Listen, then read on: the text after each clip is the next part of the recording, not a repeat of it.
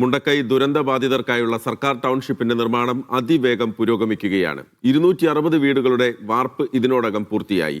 ഫെബ്രുവരിയിൽ ആദ്യഘട്ട വീടുകളുടെ കൈമാറ്റമുണ്ടാകും. കൽപ്പറ്റയിലെ എൽസ്റ്റൺ എസ്റ്റേറ്റിൽ 400-ലധികം വീടുകളാണ് ദുരന്തബാധിതർക്കായി നിർമ്മിക്കുന്നത്. വാർപ്പ് പൂർത്തിയായതുൾപ്പെടെ 332 വീടിന് അടിത്തറ ഒരുക്കിയിട്ടുണ്ട്. ഫെബ്രുവരി അവസാനത്തോടെ ഗുണഭോക്തൃ കുടുംബങ്ങൾക്ക് കൈമാറാൻ കഴിയുന്ന തരത്തിലാണ് ടൗൺഷിപ്പിന്റെ നിർമ്മാണം പുരോഗമിക്കുന്നത്. അത്യാധുനിക സംവിധാനങ്ങളോടുകൂടിയുള്ള വീടുകൾ, കളിസ്ഥലങ്ങൾ, പ്രാഥമിക ആരോഗ്യ കേന്ദ്രം, അംഗൻവാടി ഉൾപ്പെടെ ടൗൺഷിപ്പിലുണ്ടാകും. മാർക്കറ്റ് ഉണ്ട്, ഫുട്ബോൾ ഗ്രൗണ്ട് ഉണ്ട്, പബ്ലിക് ടോയ്ലറ്റ് ഉണ്ട്, പിന്നെ വാട്ടർ റിസർവയർ ഉണ്ട്, റോഡുകളുണ്ട്, ഇങ്ങനെ ഇന്റർലോക്ക് പേയ്മെന്റ് ഉണ്ട്. ഇങ്ങനെ എല്ലാ കാര്യങ്ങളും ഒരുക്കിയിട്ടുള്ള ലോകത്തിന് മാതൃകയായിട്ടുള്ള മൈക്രോ പ്ലാൻ പദ്ധതി വഴി ഇവിടെ താമസിക്കുന്നവർക്കെല്ലാം തൊഴിലുമുണ്ട്.